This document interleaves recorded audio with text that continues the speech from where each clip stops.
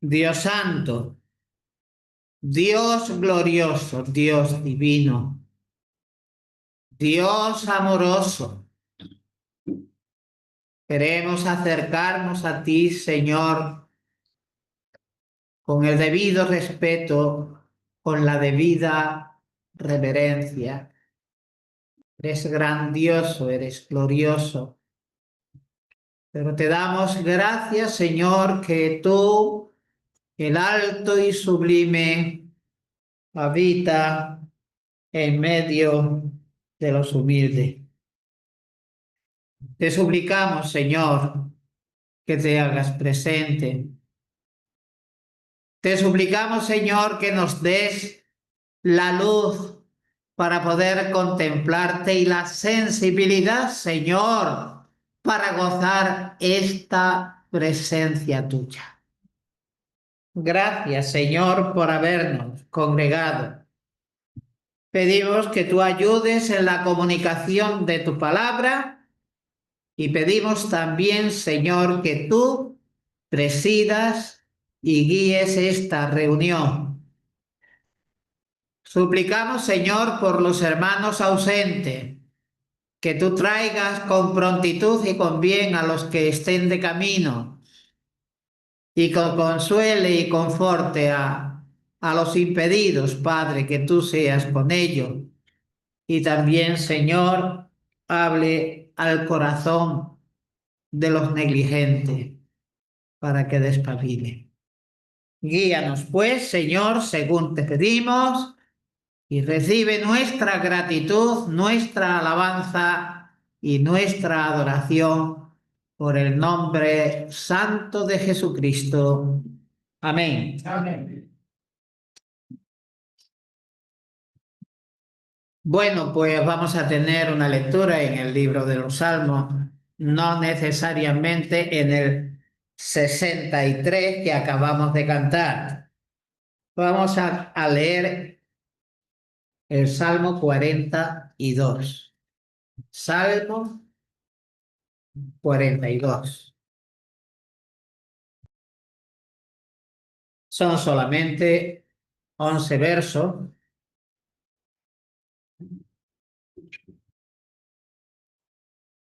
Dice la palabra: al músico principal, mástil de los hijos de Coré. Como el ciervo brama por las corrientes de las aguas, así clama por ti, oh Dios, el alma mía. Mi alma tiene sed de Dios, del Dios vivo. ¿Cuándo vendré y me presentaré delante de Dios? Fueron mis lágrimas mi pan de día y de noche, mientras me dicen todos los días: ¿dónde está tu Dios?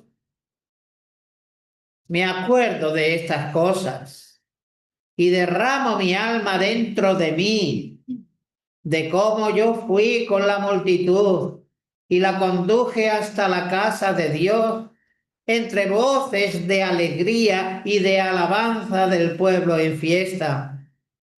¿Por qué te abates, oh alma mía, y te turbas dentro de mí?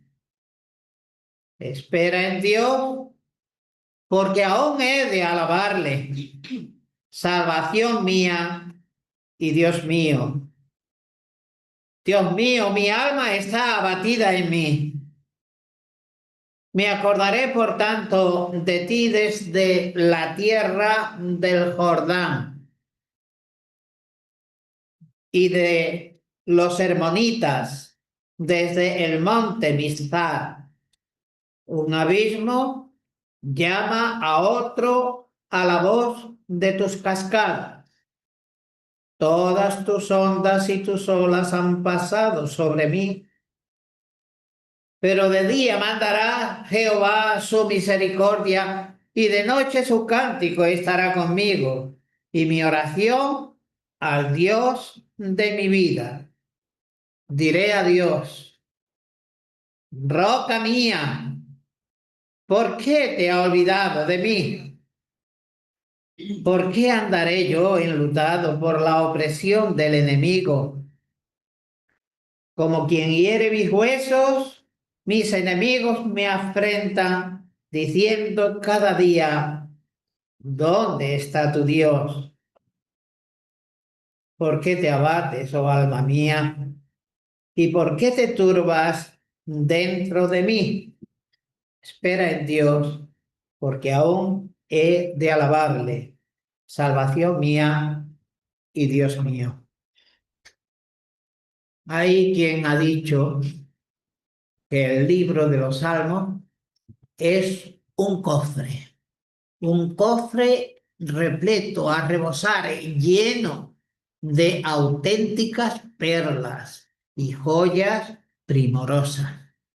Y yo creo que entre esas perlas y joyas primorosas que hay en el cofre del libro de los Salmos, pudiéramos decir que este Salmo 42 es que no se puede despreciar ninguno, pero como que lo acabamos de leer y lo acabamos de paladear y de disfrutar, podemos decir que este es un salmo que es una joya de verdadero primor, primorosa. Muy linda, muy linda. Miren, al salmo se le suelen poner diferentes títulos, pero mientras yo leía este salmo, me saltó a la vista una expresión, una frase, que es la que vamos a tomar como título del salmo. Me refiero al versículo 2 y a la segunda parte. El salmista, verso 2, dice: mi alma tiene sed de Dios, del Dios vivo. Pero a mí me llamó la atención la pregunta que se plantea el salmista en la parte segunda de este versículo. El salmista pregunta: ¿cuándo vendré y me presentaré delante de Dios? Esta era la carga, este era el anhelo, este era el deseo ferviente que estaba motivando al salmista para elevar a Dios semejante oración. Tremenda oración. Hombre, lo hemos leído seguido, no hemos puntualizado nada, tenemos la libertad de leerlo a posteriori, una, dos o varias veces, y poder disfrutar todo este contenido precioso. Pero aquí tenemos eso, que nada más comenzamos a leer el Salmo, nos tropezamos con un clamor que nace de lo más profundo, de lo más hondo del corazón del salmista. No es una cosa superficial, no es algo improvisado. Es lo que el salmista estaba viviendo y estaba sintiendo. Y él es impulsado de alguna manera a elevar a Dios esta tremenda oración. Por el contenido del salmo se puede apreciar que se trata de un hombre genuinamente piadoso. No era el religioso que conocemos en los evangelios con el nombre de fariseo, que les gustaba hacer las oraciones en las plazas y en las esquinas y se recreaban y se sentían premiados porque la gente sencilla se admiraba de la elocuencia y de la religiosidad que manifestaba con sus ademanes y con sus palabras. no es esa clase de hombre.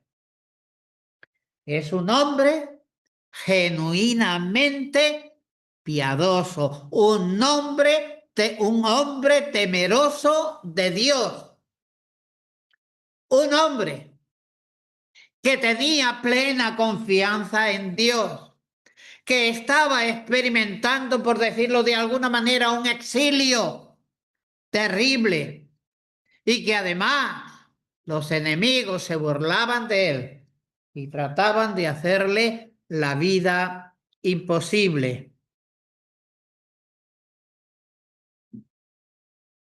El clamor del salmista, aquí lo leemos en el texto, ese clamor que el salmista eleva al cielo es similar al jadear de un ciervo que, además de berrear, de gritar, lo que es la onomatopeya de la voz del ciervo, del venado, de la gacela, de lo que sea, un cérvido,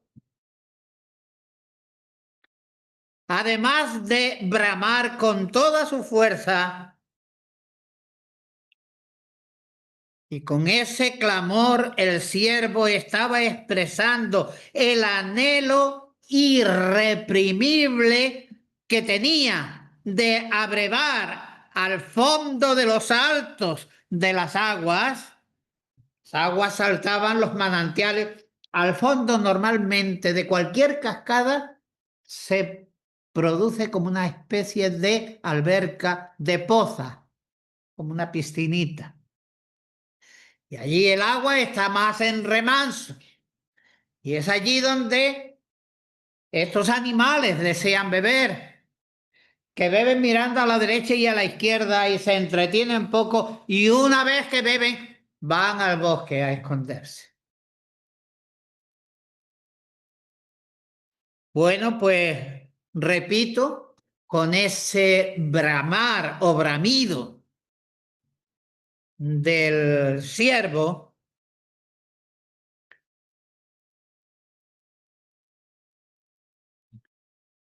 el salmista se identifica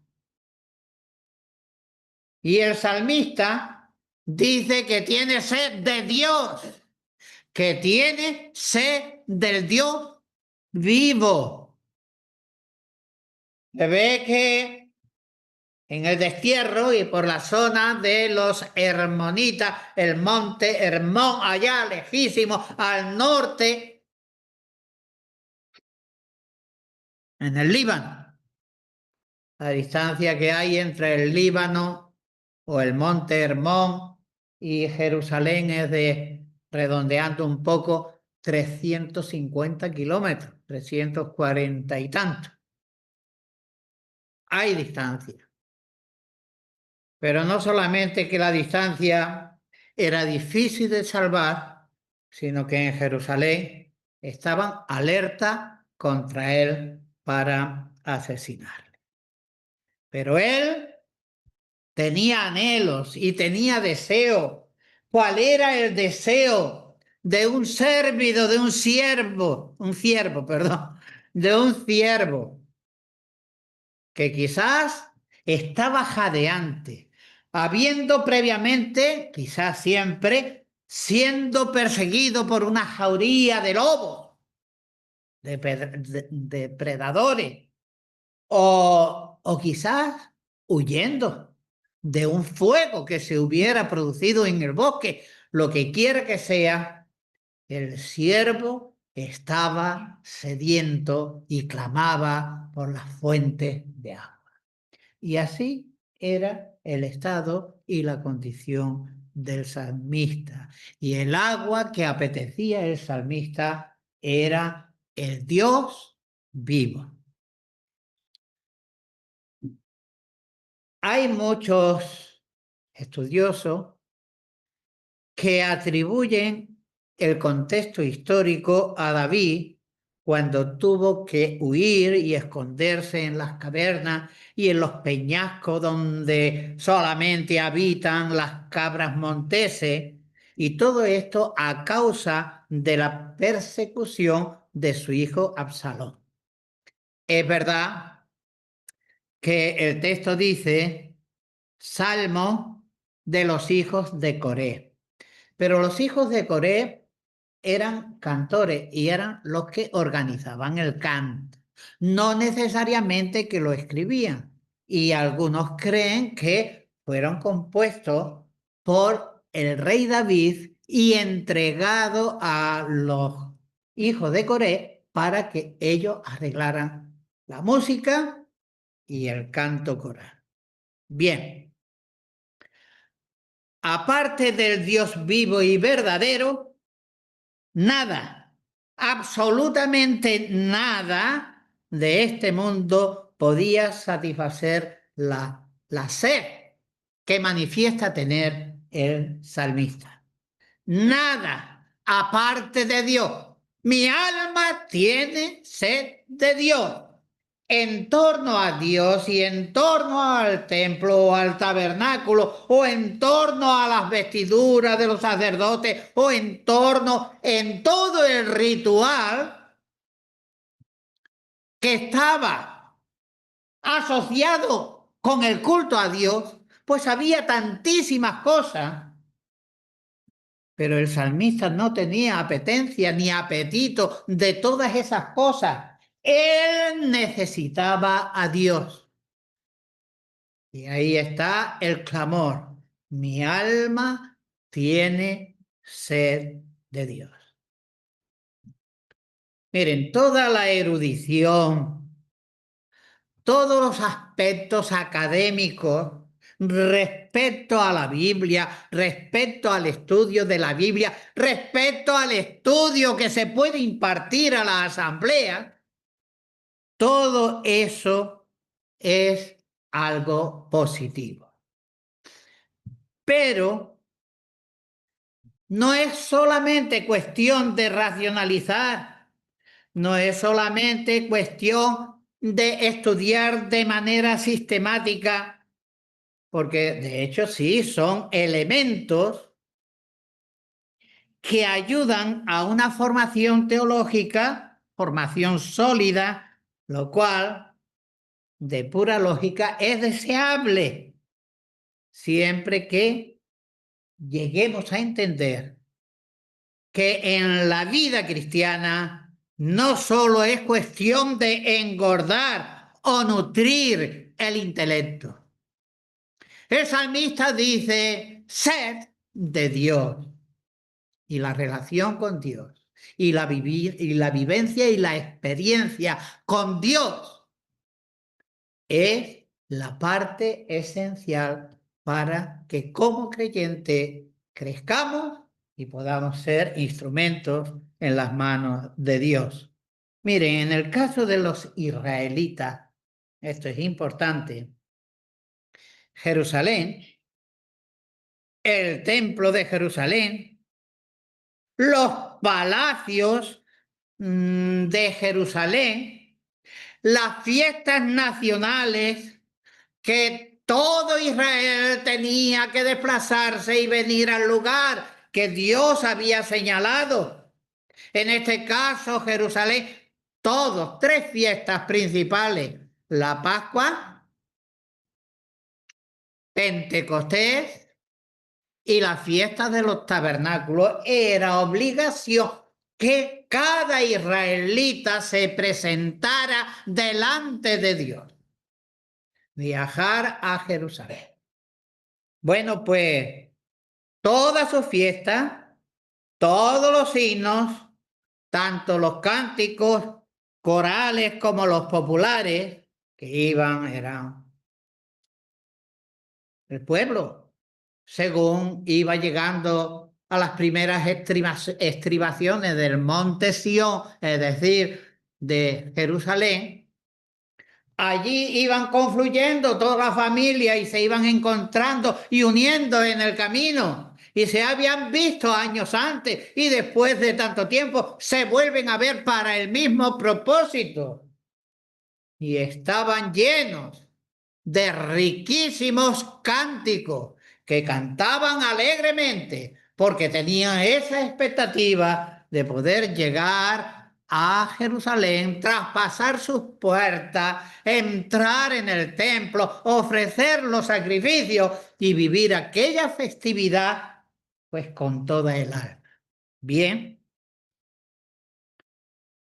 miren, un hermano podría leer el Salmo 122, es muy cortito.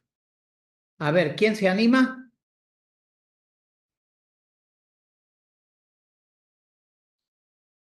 Cántico gradual de David. Yo me alegré por lo que me decían. A la casa de Jehová. Puede pasar, amigo.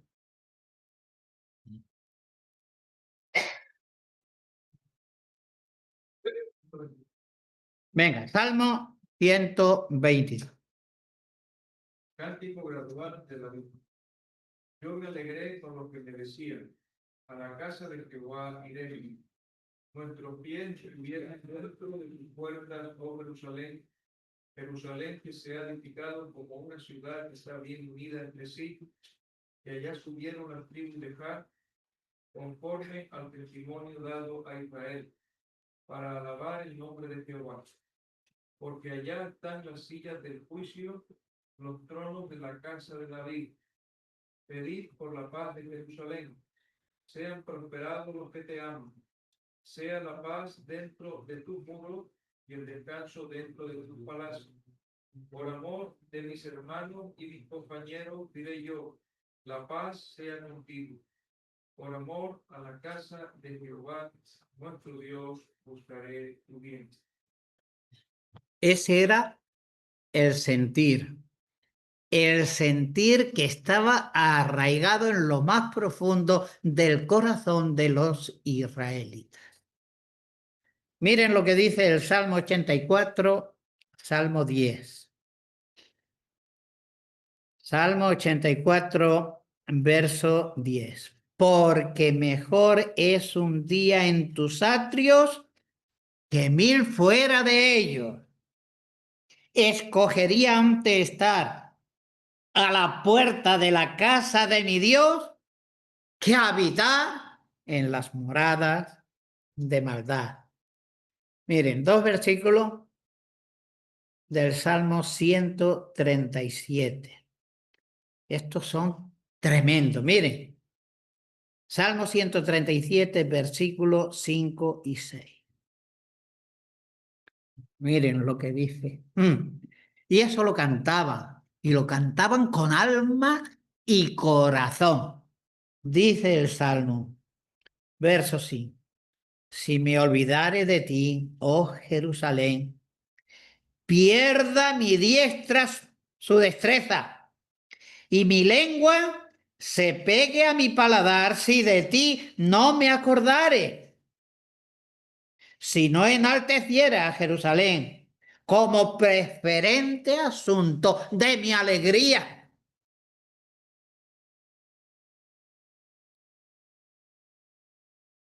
Entonces, esta imagen, diría metafórica, esta metáfora nos está presentando a un animal que se veía a sí mismo de fallecer.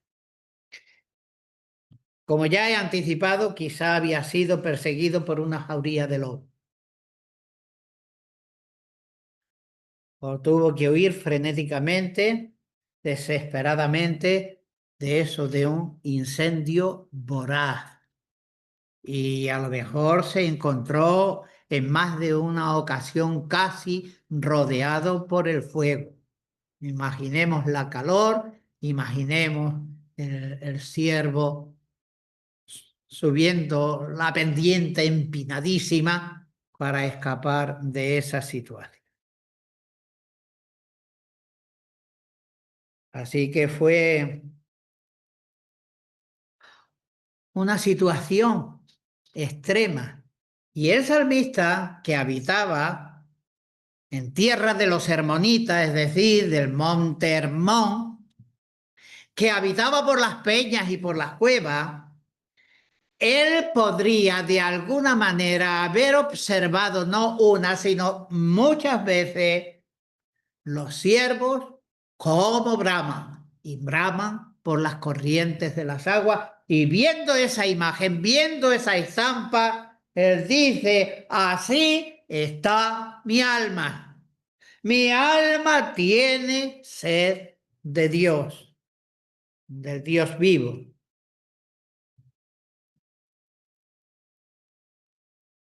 Ahí tenemos a un hombre forzado a ausentarse de su casa, dejar atrás todos sus seres queridos, dejar atrás todos sus enseres, dejar atrás sobre todo las festividades de Jehová. Ah,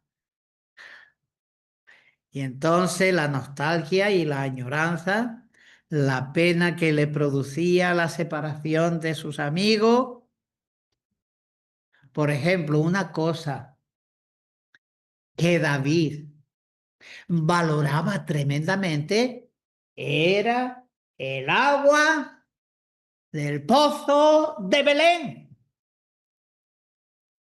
Pienso que le quedaba cerquita y que en ocasiones iría a sacar el agua y a deleitarse con esa agua.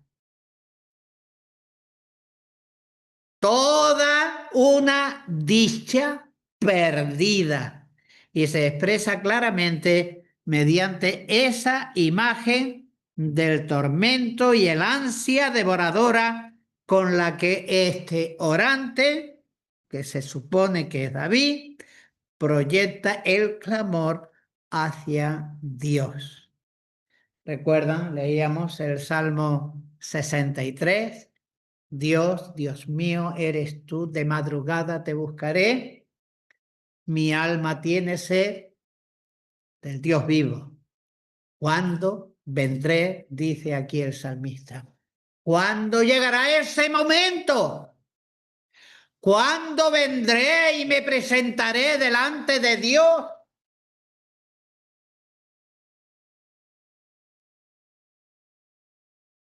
Podría hacer cálculos, pero todos los cálculos a la vista de la realidad saldrían fallidos.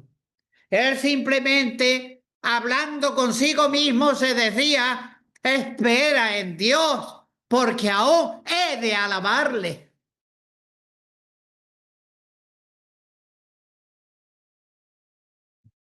El salmista manifestaba sus motivaciones al pedir, fíjense, al pedir por la paz de Jerusalén, al pedir por la prosperidad de Jerusalén, al manifestar su amor a favor de sus hermanos y de sus amigos, y oraba por Jerusalén, porque allí estaba el santuario de Dios. La oración del salmista no es una oración egocéntrica, porque hay que ver los detalles de las cosas que suplicaba. Diría yo que estaba totalmente olvidado de él y lleno su corazón de gratitud y de alabanza a Dios. Y oraba por sus amigos y también porque allí estaba el santuario de Dios. La oración del salmista, vuelvo a repetir, se enfoca en pedir bendición para sus hermanos y se enfoca para la gloria de Dios. Pero vamos a volver al salmista. Hemos dicho que en el versículo 2, la segunda parte del versículo, dice, ¿cuándo vendré y me presentaré delante de Dios? ¿Cuándo será posible que mi sueño, que mis anhelos se conviertan en realidad? ¿Cuándo podré ir a presentarme delante de Dios? Y mire, no hace mucho los hermanos podrán recordar que estuvimos hablando de la mujer samaritana y estuvimos hablando del diálogo que sostuvo el Señor con ella y ella con el Señor. Y que en un momento de ese diálogo el Señor le dice a la mujer, mujer, créeme, porque la hora viene y ahora es cuando los verdaderos adoradores adorarán al Padre. No en este monte, Jericín, no en el monte Sión, Jerusalén.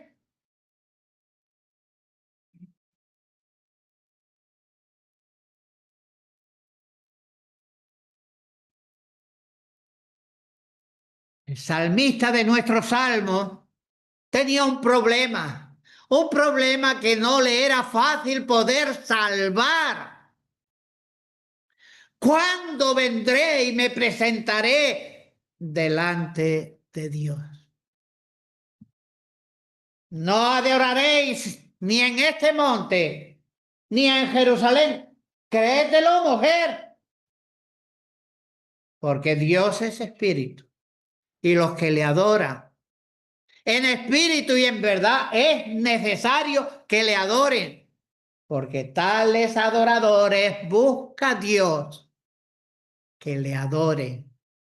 Miren, queridos hermanos, hemos venido a una reunión de oración, pero podemos hacer oración en casa, individual, a solas, en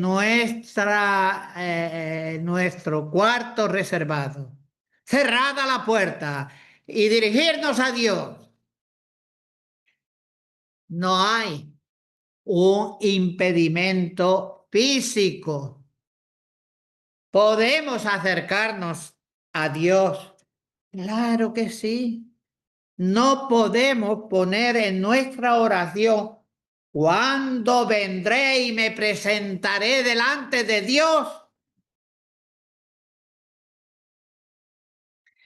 No ir a la presencia de Dios. Cuando tenemos varias exhortaciones en la epístola a los hebreos, vamos a leer en Hebreos capítulo 10, verso 19.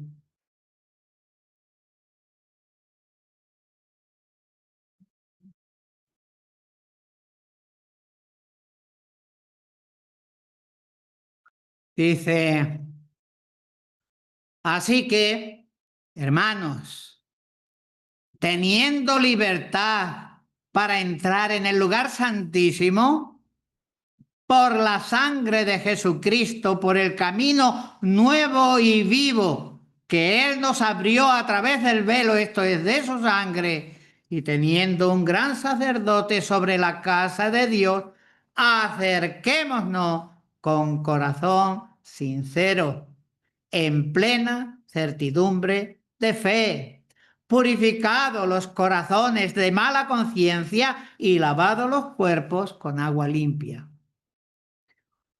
Una cosa o varias cosas impedían al salmista ir y presentarse delante de Dios. Pero una cosa, eso le faltaba, pero en él estaba la auténtica y la genuina piedad. De tal manera que él, aunque no estaba en Jerusalén y podía entrar al tabernáculo o al templo, él desde la tierra de los hermonitas, perdido en las cumbres, podía acercarse a Dios. Por lo tanto, mire, el salmista tenía un corazón genuinamente piadoso. El salmista no quería saber nada de los ídolos muertos. Él quería acercarse al Dios vivo, y tener en Dios el agua de vida. Nosotros, con la revelación que hizo Jesucristo y que ha recogido el Nuevo Testamento en el Evangelio de Juan, ya sabemos que no hay que ir a ningún lugar de peregrinación. Donde nos pille, allí mismo, podemos elevarnos a Dios. Pero ¿qué ocurre? ¿Qué ocurre? Pues que está por ver nuestra piedad, está por ver nuestra fe, está por ver la identificación con el pueblo de Dios. Todos esos elementos, queridos hermanos, esos no debieran de faltar. Y con todo eso, conociendo que no es en Jerusalén ni en Jericín, sino allí donde tú te encuentras, puedes levantar el altar y elevar a Dios la oración.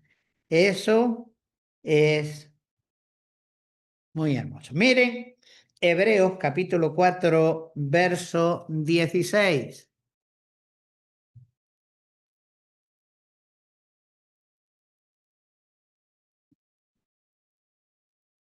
Allí el autor de la epístola dice: acerquémonos, pues, confiadamente al trono de la gracia. Aquí se nos invita a penetrar el cielo, al trono de la gracia, para alcanzar misericordia y hallar gracia para el oportuno socorro. Bueno, y creo que vamos a terminar con una cita en Primera de Timoteo, capítulo 2,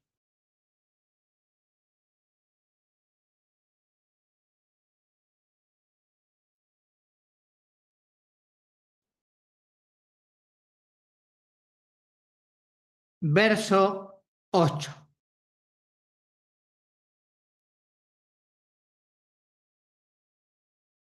Dice allí expresamente y con toda claridad. Luego después, ahora se va a referir a los hombres, luego después se refiere a las hermanas. Nosotros nos vamos a quedar con lo que concierne a la actividad propia de la asamblea. Mire, dice Pablo a Timoteo: quiero pues que los hombres oren en todo lugar. ¿Vale? Ya no hay una localización expresa, ni Jericín, ni Sión, sino en todo caso el Sión celestial. Quiero pues que los hombres oren en todo lugar, levantando mano santa, sin ira ni contienda. Bueno, ya debo terminar porque también se me dijo, si terminamos antes, como que hemos tenido semana que no hemos tenido el culto de oración, podremos dedicar un poquito más de tiempo a la oración. Pues si nos quedamos con esto, la sed que tiene que haber en nuestra alma por conectar con Dios y el deseo noble de bendecir a los hermanos y la obra del Señor, pues esto hará de la reunión un tiempo verdaderamente hermoso. Que Él nos ayude y nos bendiga. Amén.